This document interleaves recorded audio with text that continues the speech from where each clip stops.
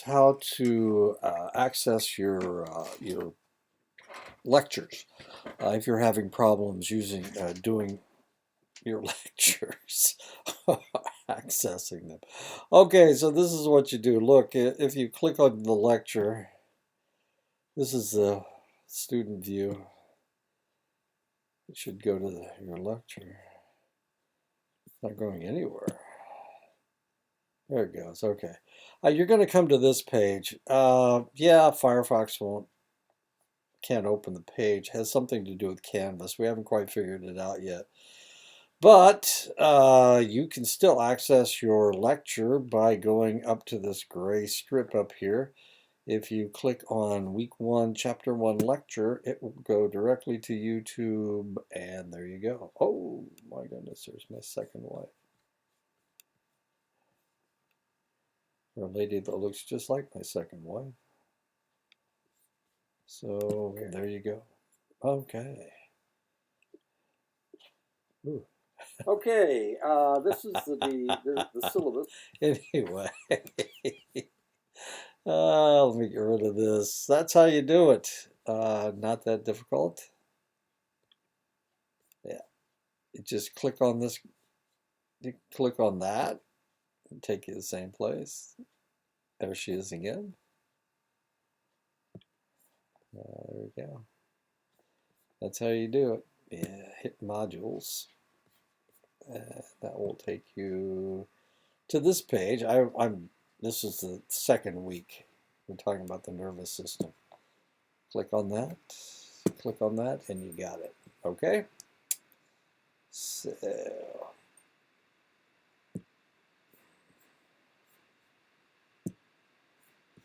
okay, so let's go ahead and get started. We're talking about the nervous system and behavior. It's important when we're talking about physiological psychology that we understand the nervous system. Because when we start talking about medications that we're using, we need to talk about how each neuron is handling the medication that you're dealing with, such as selective serotonin reuptake inhibitors. Selective serotonin reuptake inhibitors work because they selectively inhibit the reuptake of serotonin, and that leaves more serotonin in the synaptic gap, and that allows you to be happier because it takes away your depression anyway. It fights depression. Depression is caused when you don't have enough serotonin. So if we increase your serotonin, of course, it will make you less unhappy. The nervous system is composed of cells called nerve cells or neurons. The average human body has between 100 billion and 150 billion neurons. Neurons communicate with each other. Most of them are up in the brain. Neurons communicate with each other at a point known as a synapse, and that's what I was talking about, synaptic cleft. Another cell that protects and adds structure to the nervous system is glial cells. And we have between 100 and 150 billion neurons. We have between 100 and 150 billion glial cells as well. A neuron is composed of four major parts. The dendrites collect the stimuli of information that transmits it to the rest of the neuron. These are the dendrites, these little tree-looking structures. The soma or the cell body contains the nucleus and serves to maintain the cell. There's your soma right there. Your soma. That's got the nucleus in it, and that is the soma. Soma means body. So anytime you see the word soma or somatic, it has to do with the body of something. The axon is the main transmitting apparatus. This is the axon right here. And this is what runs from one place to the other. The axon terminals are where the neuron passes on the information to the other cells or neurons. And here are the axon terminals.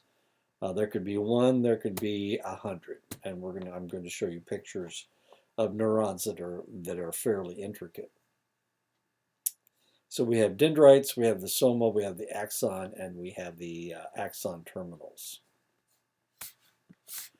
Neurons can be classified in three basic ways. We can either classify them by their shape, we can classify them by their size, or we can classify them by their function.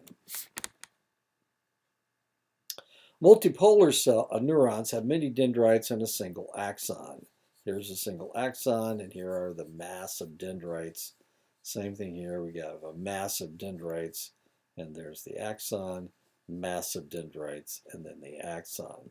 Most of the neurons in a vertebrate brain are multipolar. They look like this. And I'm going to show you pictures of that through the semester.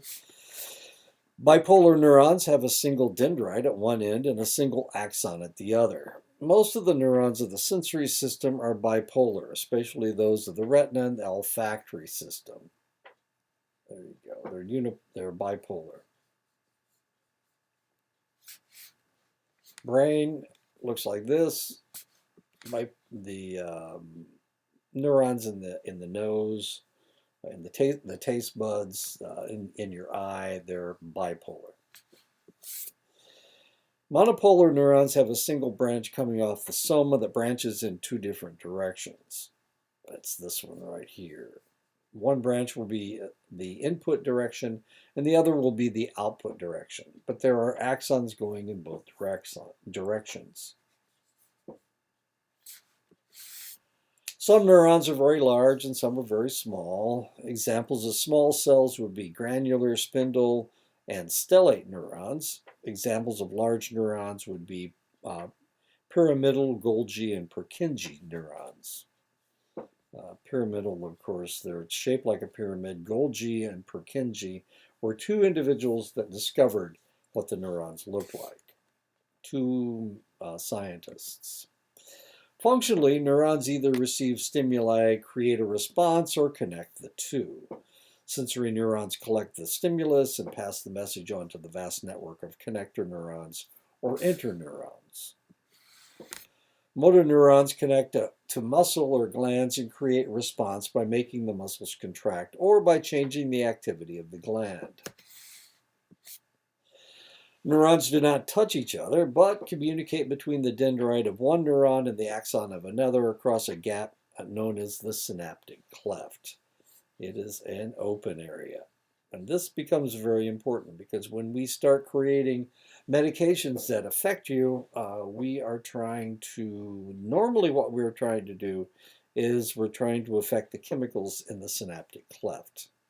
Selective serotonin reuptake inhibitors, anti-anxiety drugs do affect the same area, but different neurotransmitters. So, you see all these new medications on television.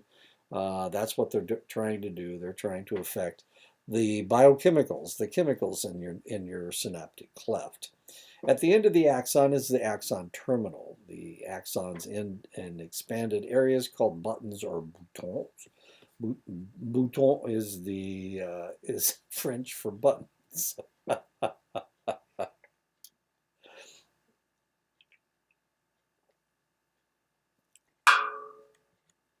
The end of an axon is known as a presynaptic zone. The area of the receiving dendrite is known as the postsynaptic zone. The message is actually transported by a chemical known as a neurotransmitter that is contained in spheres in the axon called synaptic vesicles. And here are the synaptic vesicles right here. They're the ones that contain all of the neurotransmitters. When the neuron is stimulated, these vesicles will migrate their way down to the synaptic cleft, and then they will open up and they will release the chemicals, the neurotransmitters, which are chemicals, of course, and then it will be accepted over here. These are dendrites that are connected to are not connected. They're not connected at all. They're just there so that they can be stimulated by whatever's happening in this neuron. One of the interesting areas of study dealing with the neuron are projections coming from the dendrites called spines. These spines seem to change with experience and have been known to change within seconds when an individual is exposed to a novel stimulus. So let's say you're learning a new way to dribble a basketball. when they first show you how to dribble the basketball, of course, you try to mimic their behavior. And once you actually start mimicking their behavior, you're creating spines that will remember that movement. This is what muscle memory is all about, is the creation of these spines.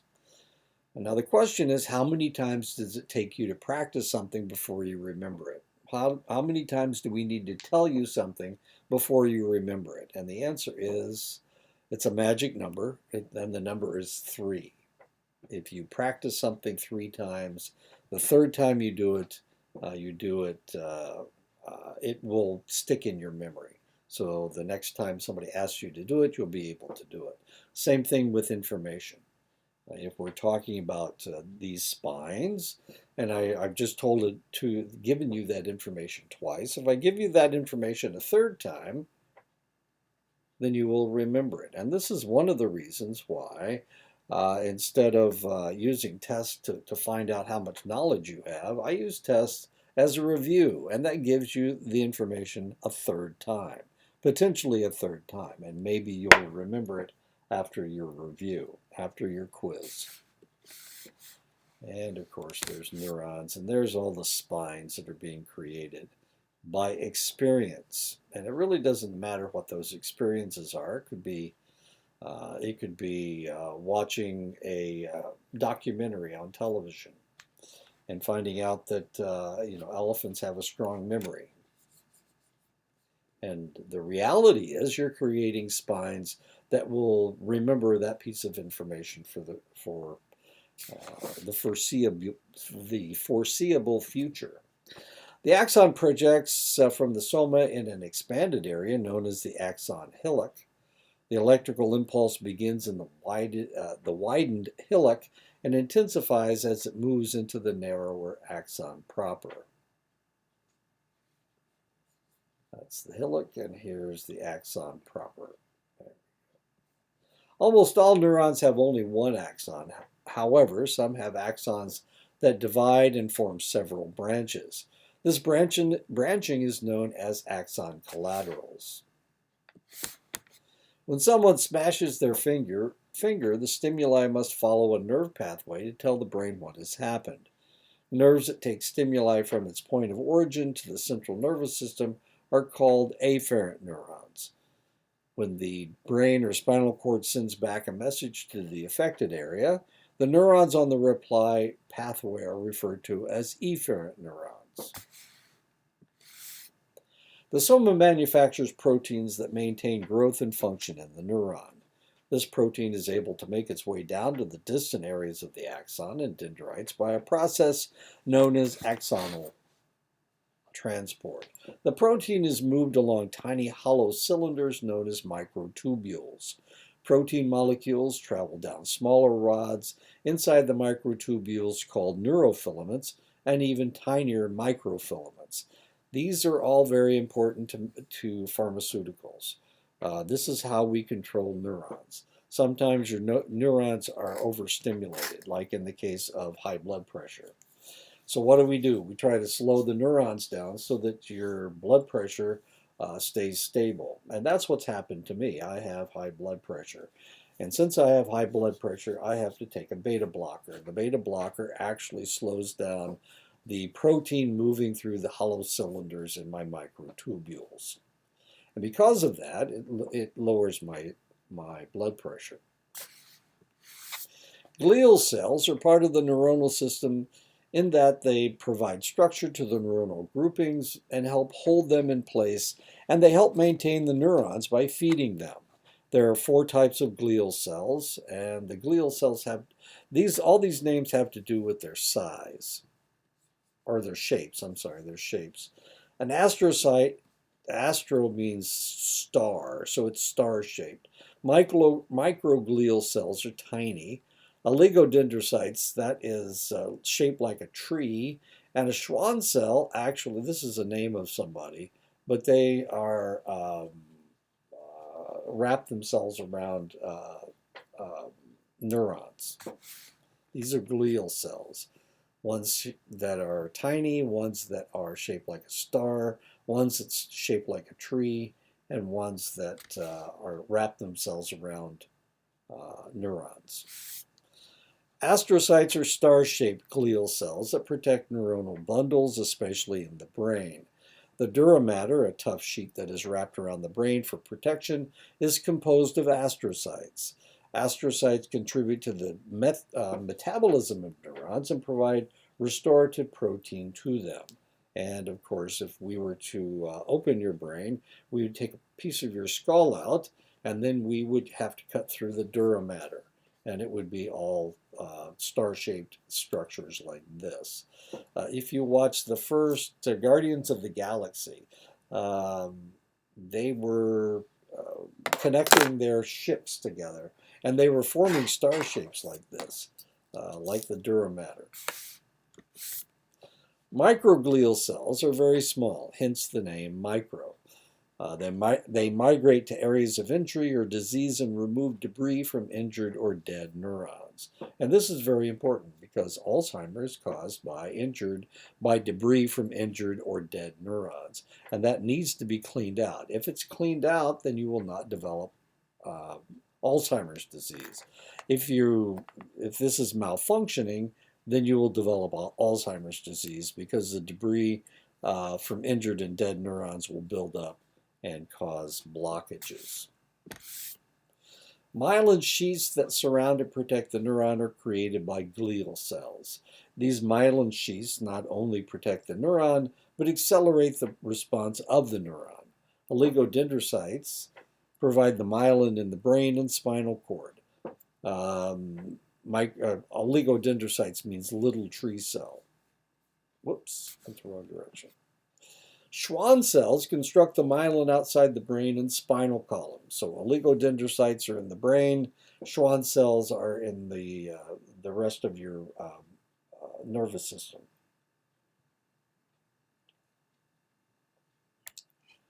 Schwann cells are small, and each one will wrap itself around the axon to protect it and accelerate the response. Schwann cells. Why Schwann cells? Because that's the guy that discovered these cells, these glial cells being wrapped around neurons. When you look at a myelin formed around an axon, you will see that Schwann cells don't touch each other, but leave a gap between each cell.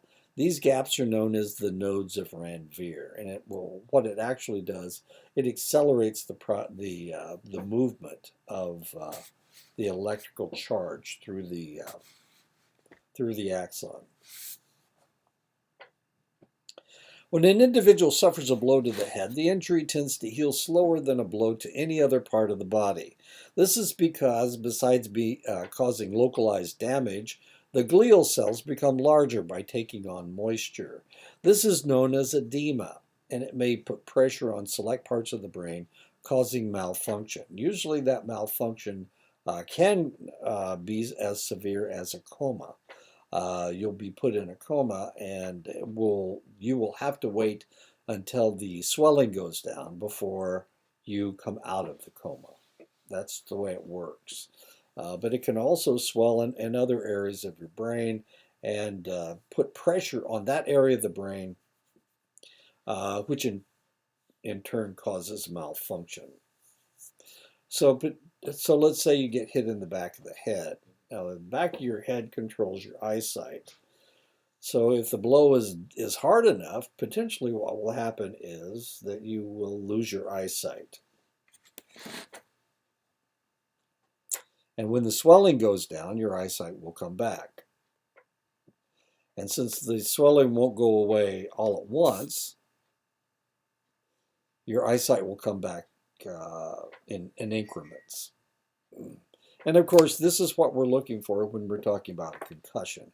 If you get a blow to the head and it's strong enough, then you will get localized swelling.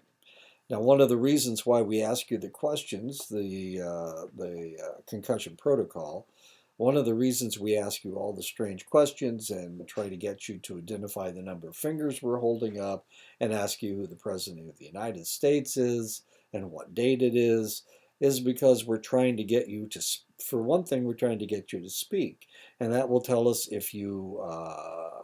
We're trying to get you to hear, and if you can hear what we're saying and answer our questions, it means you haven't. There's no swelling in the temporal lobes and the sides of your heads. Side of your head. You only have one.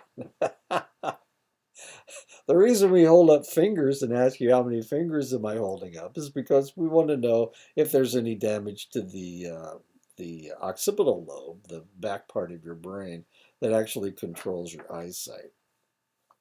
And the reason that we ask you what the date is and who the President of the United States is because that is controlled by your frontal lobe. And we want to know if there's any damage to your frontal lobe. So we ask you all these strange questions. One of the reasons we're asking is to find out if you can hear. Another one is if you can see. And another reason for the questions is if you have executive function. And that will tell us how much of a concussion you have. If you slur your words, it means you have damage to your parietal lobe, which is on top of your head, and that's what controls the movement of your mouth. So if you're slurring your words and you sound like you're drunk, it means that you may potentially have damage to your parietal lobe. The nervous system of the human body can be subdivided into two nervous systems. The central nervous system is comprised of the brain and the spinal cord, and the peripheral nervous system. Remember, the central nervous system, oligodendrocytes, are the glial cells. The peripheral nervous system, the glial cells that protect the neurons of the peripheral nervous system, are Schwann cells. And there you go. This is a peripheral nervous system. If there is a myelinated neuron in the peripheral nervous system, it is a Schwann cell. This is the central nervous system, the spinal column, and the brain, and those are protected by oligodendrocytes. Peripheral nerves are categorized by what part of the central nervous system they are connected to. Cranial nerves are connected directly to the brain. Spinal nerves are connected directly to the spinal column. Autonomic nerves in the autonomic nerves in the autonomic nervous system are connected to glands and organs and trigger automatic responses from these areas. And autonomic, of course, means automatic. There are 12 cranial nerves that control sensory or muscular movements in the head or the neck region.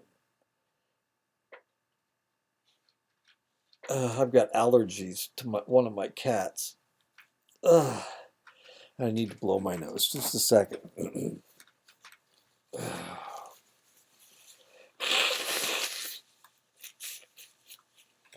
I got a number of cats, and I try to stay away from the one because he's a jerk, for one thing. And sometimes he'll put off these micro hairs, and they get all over my face, and sometimes they get up my nose, and that causes a negative reaction. I do not have a cold. It is a allergic reaction to my cat. It's not my cat, it's my wife's cat. Okay, so what are we talking about? The 12 cranial nerves. 4 of the nerves control the muscles of the eye and the eyesight sensations. 4 control the muscles of the neck, face, and tongue, the sensations of tongue, sinuses, and throat. 1 controls the sensations of the inner ear, and the vagus nerve controls the heart, lungs, and digestion. So you can imagine how important the vagus nerve is. There are 31 pairs of spinal nerves, 1 pair on each side of the body. There are 5 segments of the spinal cord in the spinal column. There are 8 cervical nerves. That's the cervical means collar, collar. There are 8 of those nerves that control your neck. There are 12 thoracic nerves. That's your torso. Thoracic means brace. There are 5 lumbar nerves. This is your lower back. Lumbar means belt. There are 5 sacral nerves. That's your pelvic area. Sacral means girdle in Latin. There's one coccygeal nerve. That's your tail, and coccygeal actually means tailbone. And there you go. Cervical nerves, there's 8 of them. Thoracic nerves, there are, how many did we say? 8 of them? No, 5 of them? 8, looks like 8. The lumbar region, your lower back, is there's 5 of them. Sacral region, there's 5, and then there's one coccygeal. Wait, that's right there. The thoracic nerves, there's 12 pairs. The automatic nervous system is divided into 2 nervous systems. The sympathetic nervous system, which prepares the body for action by shutting down normal functions, increasing power stores and increasing sensory activity, and the parasympathetic nervous system, which returns the body to a normal state after sympathetic reactions. When the need for action is detected, the sympathetic nervous system will dilate your pupils, improving your eyesight. It will inhibit your salivation, causing dry mouth. It relaxes your airways, allowing deeper breathing. It accelerates your heart. It stimulates sweat glands. It stimulates your liver to release energy stores. It slows down your digestion. It inhibits kidney function. It constricts blood vessels in the skin, making you pale. What else does it do? It stops your kidney functions. No, it inhibits kidney functions.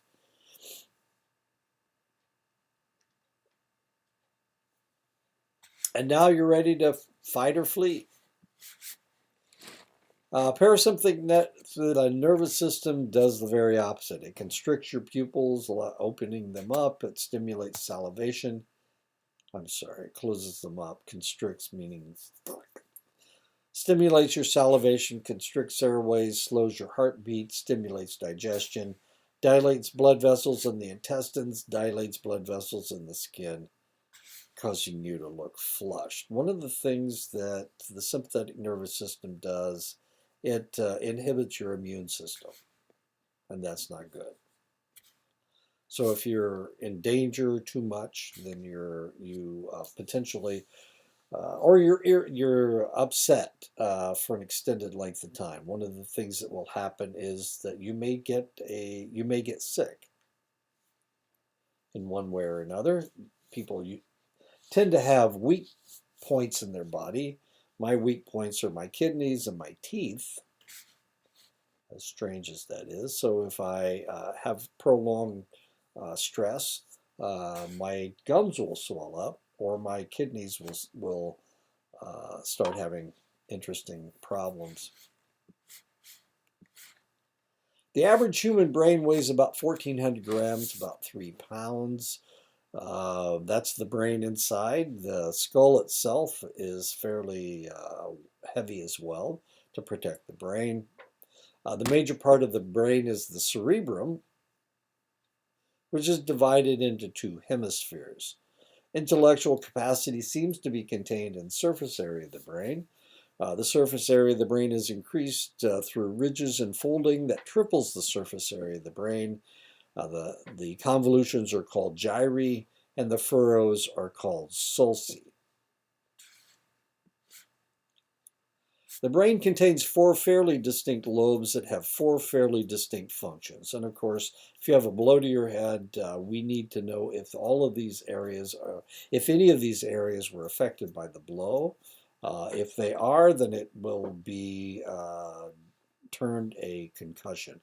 This is the frontal lobe, and this is the reason that we ask you about what day it is or who the president is because we're trying to determine your executive function. If you give us the wrong answer, then we know that there has been a blow to the frontal lobe. This is the parietal lobe. The parietal lobe has to do with movement. So we will be watching the way that you talk. If you are having problems saying something or you're slurring your words, it means you may have damage to the parietal lobe. Hence, you have a concussion. We'll hold fingers up in front of your face to ask you how many fingers am I holding up, and that's to determine if there's any damage to the occipital lobe. Um, since we are talking to you, we want to know if you can hear. If you have damage to your temporal lobe, of course, that will cause you to have hearing problems. Frontal lobes on the top of the front of the brain, the parietal lobes on top of the brain. The occipital lobe is in the back and controls your sight, of course, and the temporal lobe is on the sides.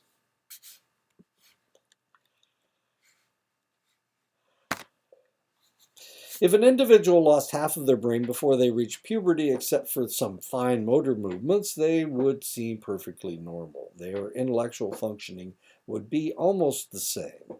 The two hemispheres of the brain are connected by a mass of thick myelinated neurons called the corpus callosum. And this is the corpus callosum. As we go through this class, we will be looking at the corpus callosum from time to time. As it turns out, the corpus callosum is fairly distinctive, but it's more distinctive in females than it is in males. The female brain has a larger corpus callosum, about 11% larger. If a mother drinks during her pregnancy, it will reduce the size of this connection between the two hemispheres of the brain. And we will see videos of that. Not videos, but pictures of CAT scans where we can see that the corpus callosum is much, much smaller in children suffering from alcohol, fetal alcohol syndrome.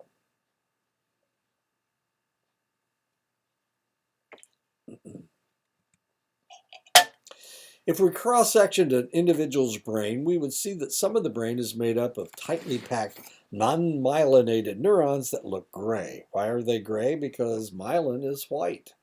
Other areas look white because of the myelinated neurons that make them up. Remember, these are oligodendrocytes. Researchers have found that the larger gray areas of the brain, the more intelligent the individual is. And as it turns out, if you drink too much alcohol, it will reduce the gray area. If you snort too much cocaine, it will reduce your gray area. If you smoke too much pot, marijuana, it will reduce your gray area. As the baby begins to develop from ever-expanding numbers of cells, the brain and the nervous system begin as a structure known as the neural tube. In the beginning, the smaller, more primitive parts of the brain develop before the intellectual portion of the brain, the cerebral cortex. The first things that develop are the spinal cord, the medulla, the pons, and the cerebellum. This area down here, the primitive brain. The cerebellum surrounds two areas that scientists consider an evolutionarily old part of the brain that they sometimes refer to as the reptilian brain. And this is the reptilian brain. Whoops, there we go. This is the reptilian brain right here. There are two portions of the reptilian brain, the basal ganglia and the limbic system. Basal ganglia means basic nerve sheath, and limbic system means border system. The basal ganglia includes the caudate nucleus, caudate meaning tail, putamen, where's the putamen? There it is. Putamen, which means stone, shaped like a stone. Caudate nucleus, it looks like a tail. That's the tail of caudate tail. Globus pallidus, which means pale sphere. And that's it right here. And substantia nigra. Substantia means substance, nigra means black. And it's not in this picture. The limbic system is made up of the amygdala. Amygdala means almond because it's almond shaped. This is the amygdala right here. The hippocampus, which is shaped like a seahorse, and so they called it the hippocampus. Where are you, hippocampus? Oh, there it is. This is it right here. The seahorse. The fornix, which means arch, and that's it right there. The cingulate gyrus, which means round girdle. There's your round girdle right there. The olfactory bulb, which isn't the olfactory bulb, is actually right here, right here on the ends. And the mammillary body, and that's the mammillary body right there. The largest organ in the center of the brain is the thalamus, which means inner chamber. The thalamus acts as a connector between the upper and the lower parts of the brain. The real controlling gland in the brain is the hypothalamus, not the thalamus. The hypothalamus is called the hypothalamus or lesser thalamus because it is below the thalamus. In reality, this tiny portion of the brain, that's it right there, controls hunger, it controls your thirst, it regulates your temperature, it controls reproductive behavior, it controls the pituitary gland, which controls almost all the body's hormone secretions. They used to think that the master gland was the pituitary gland, but now we know it's the hypothalamus, which actually controls the pituitary gland. Two of the most important areas of the midbrain are the tiny bumps known as the superior and inferior colliculi. And there they are right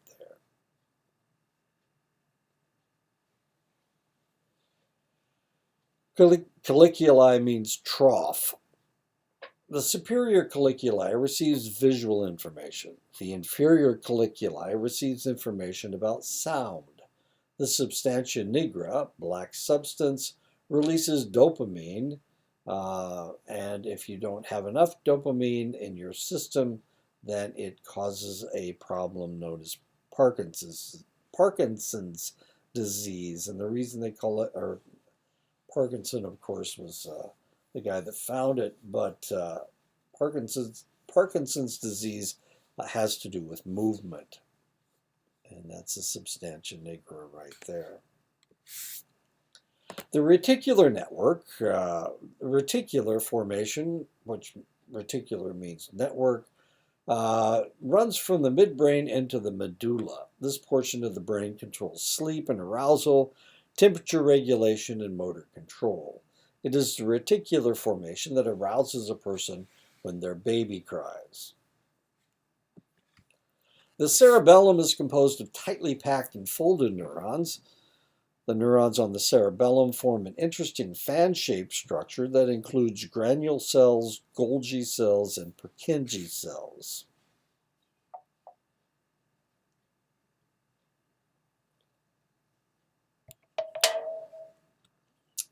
Purkinje cells are contained in the middle layer of the neurons in the cerebellum. Purkinje cells are large, multipolar neurons shaped like fans with many dendritic spines, and this is them right here. These cells run from the surface of the cerebellum to the brainstem. The intricacy of the Purkinje cells allows the cerebellum to control both the fine and gross motor functions of the body. The position of the cerebellum between the spinal cord and the thalamic centers that communicate with motor complex allows it to control motor functioning. The cerebellum leads into the pons, the first portion of the brainstem. The pons, which actually means bridge, is involved in motor control and sensory analysis. I used to live in a town called Zweibrücken. Zweibrücken means two bridges, but the French didn't call it Zweibrücken. Zwei means two, Brücken means bridges, but in French they called it du pont, or deux meaning two, pont meaning bridges, du pont. So the chemical company called DuPont actually is the Two Bridges Company. The pons is involved in motor control and sensory analysis. Information from the ear first enters the brain in the pons. The bottom of the brainstem is made up of the medulla, or medulla means middle or marrow. The medulla controls both the neck and the tongue muscles. The medulla also contributes to the regulation of breathing and heart rate. The main intellectual functions occur in the cerebral cortex, which means external layer. The cerebral cortex, which is all gray matter, is 6 layers thick and contains between 50 billion and 100 billion neurons. The functions of the various regions of the cerebral cortex have been mapped and divided into 46 distinctive areas known in toto as Brodmann's areas. The most numerous neuron in the cerebral cortex is the pyramidal cell. Pyramidal cell dendrites reach to the surface of the cortex and also spread out horizontally. These neurons seem to be arranged in columns. And this is really important because these columns are very well structured.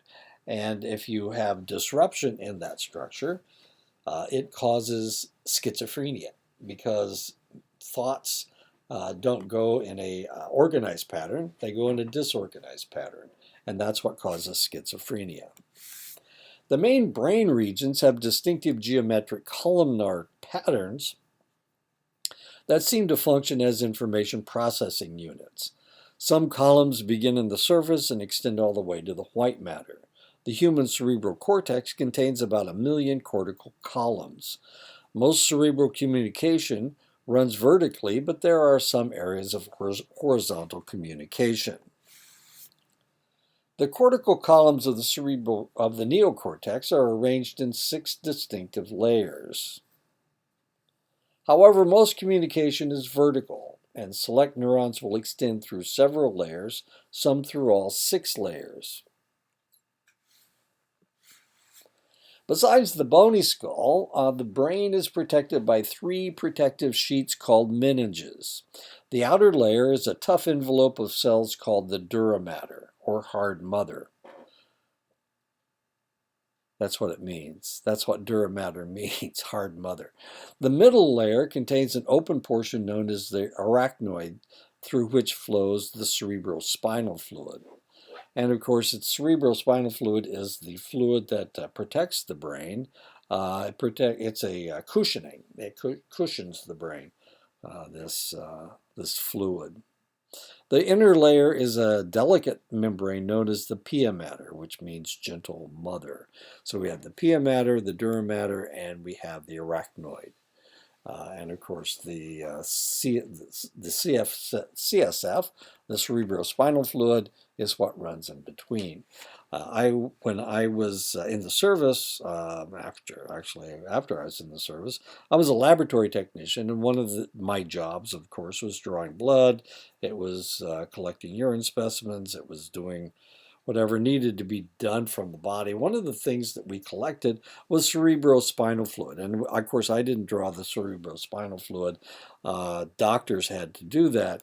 But if we thought that somebody had a problem with their brains, they might have meningitis. One of the things we would do would be to draw cerebrospinal. The doctor would draw cerebrospinal fluid from the spinal column, and we would analyze it to find out if there were any bacteria in there. Meningitis, very deadly disease caused by an infection, usually a bacterial infection. Sometimes it's a viral infection, but viruses have a difficult time getting into the brain. Bacteria sometimes will, and that can cause a brain infection or a meningitis, infection of the meninges. And of course, if the meninges swell up, and we're talking about the covering of the brain, if it swells up, then it causes pressure on the brain, and it can do a lot of damage. The brain is not a solid mass. There are 4 open areas called ventricles. Ventricles 1 and 2 are lateral ventricles in each hemisphere. 1 and 2. The three ventricle is between the hemispheres below 1 and 2, right here. And the four ventricle is in the front of the cerebellum, and that is right here. Cerebrospinal fluid is produced in the choroid plexus. Choroid plexus means separate braid, a portion of the lining of the ventricles. So the cerebrospinal fluid is actually created on the on the sides of the ventricles, the open area in the brain. CSF is basically plasma, or blood with the red and white cells removed. And if we draw the cerebrospinal fluid and find blood in there, or we find pus in there, which is the white cells, then we know that there's a problem. We know definitely that there's a problem. And one of the things that we need to do is identify the bacteria so we can treat it with the right antibiotic. And that's always a problem. The functions of the cerebrospinal fluid include it acts as a shock absorber for the brain. As I said before, the brain floats in cerebrospinal fluid, so head movements do not disturb the brain. It collects nutrients from blood vessels and passes them on to the brain's surface. Let me tell you a quick meningitis story. Adults usually don't get meningitis. It does happen from time to time. Usually it's younger people, and the smaller they are, the more damage it can do. And so one time we had an outbreak of meningitis in the nursery. And it was in the nursery, and they were very young babies. There were three of them that were affected.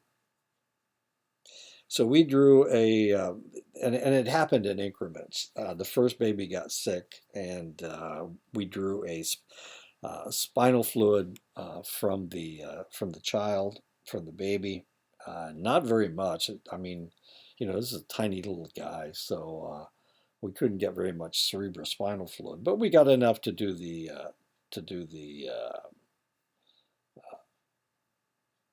we had to grow it on media, of course.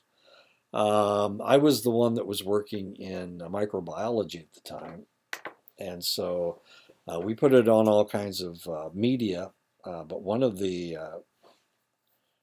most important media was chocolate. We used it wasn't really made out of chocolate. It's the color of chocolate, and that's why we call it that. We hemolyze the red cells, and that breaks up the red cells. They're normally red, and if you break them up, they turn brown. And so it looks like chocolate, and that's what we were growing the bacteria on, because the most common bacterial infection in the brain has to do with Haemophilus species, and they only grow on chocolate. So that's what we were doing. So we're growing the bacteria. You don't have a whole lot of time because you need to treat the babies as soon as you possibly can, so that there's no brain damage. And so you're growing them as quickly as you possibly can.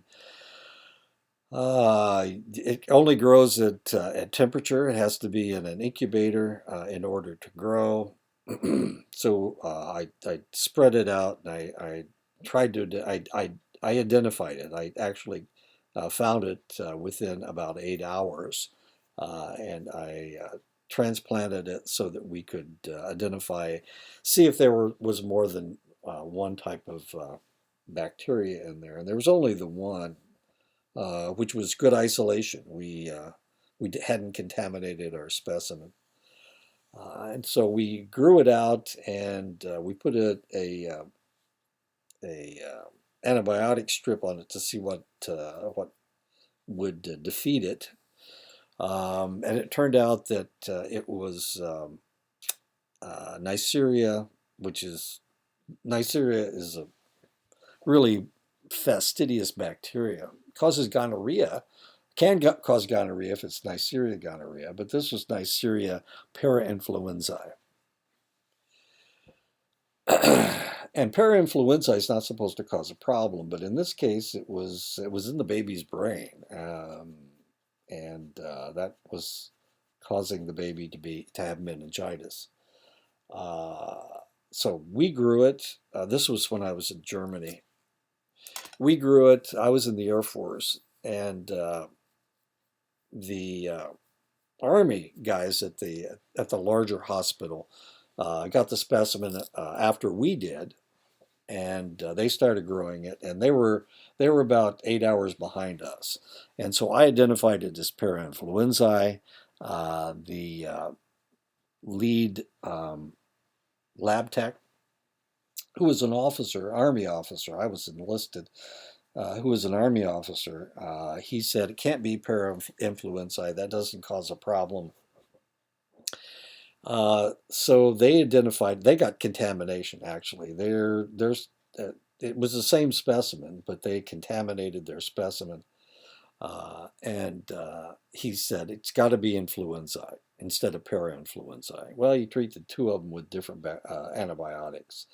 And so they life flighted these kids back to the States. And of course, that's about an 8-10 hour trip.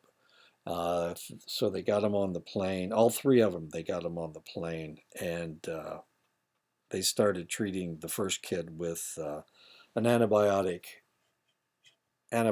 for influenza, for influenza, instead of the parainfluenza like I identified. I actually had it isolated, and it was only the one bacteria, and they were wrong. I was right, they were wrong, and the baby died in transit. So as soon as the baby died, they realized that the antibiotic wasn't working, and they started treating the baby with, or the other two babies with the antibiotic for parainfluenza that took care of parainfluenza. And both of them survived. Uh, you know, he was an officer, so that they believed him and didn't believe me. I was enlisted. Anyway, so that's a ugly, ugly, nasty story about trying to identify these things in cerebrospinal fluid. Meningitis, don't get it. Blood is supplied to the brain through two significant arteries that run on each side of the esophagus. The carotid, which means carotid actually means plunge into sleep. The carotid arteries, the vertebral arteries bracket the spinal cord and enter at the base of the skull. And there's how they work. So there you go. At the base of the brain, the carotid and the basilar or base arteries join to form a structure called the circle of Willis.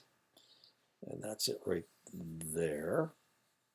The merging of these two cerebral arteries provide a backup in case blood flow is impinged in one of the two major arteries. And this is one of the reasons why you can have a blockage in your carotid artery as long as you're getting some flow, but you're probably not going to die. I had a friend who was older, and he was having problems he was getting blockage in his carotid arteries. And it was causing him to be lightheaded, but of course he didn't die.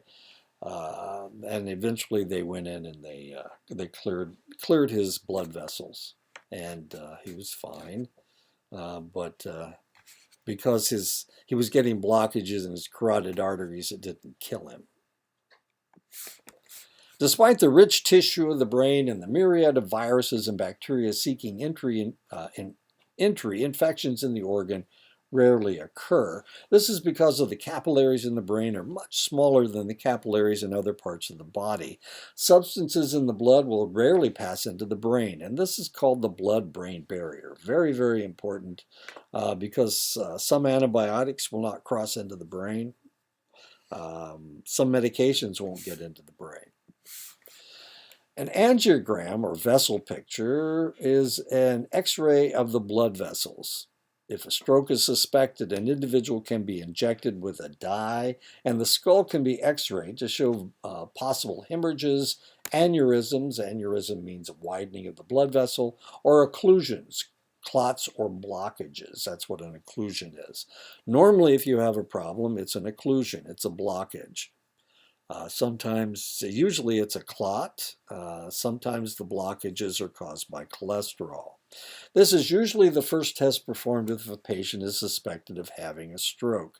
We need to know this because if it is a clot, then we can dissolve those clots with a medication that dissolves clots.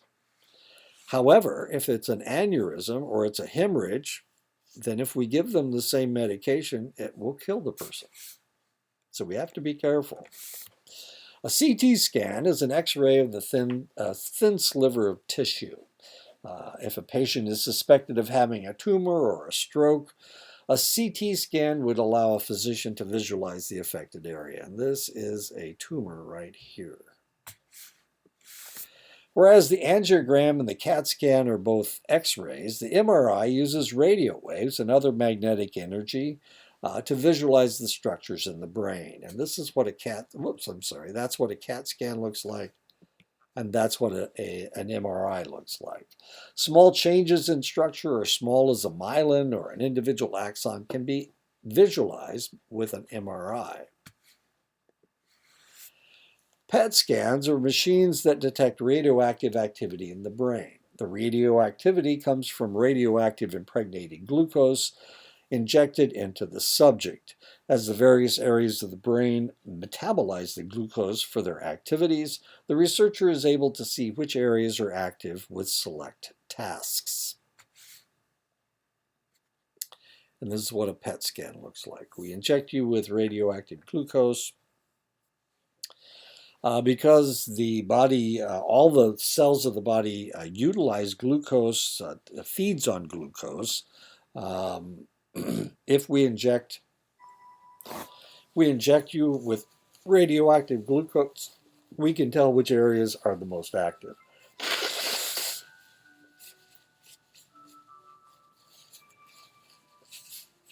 And this is a PET scan of someone who's snorted cocaine. And this is the front part of the brain, and that's his frontal lobe. A functional MRI differs from an MRI machine in the intensity of the magnetic signal used. Because the functional MRI is so powerful, it can detect minute differences in metabolism.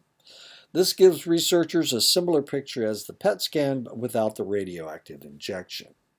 And there you go. That's a tumor, causing a speech problem. And that is the end of the lecture. So I'll talk to you guys next week. I can't remember what we talk about next week, but I'm sure it'll be a lot of fun.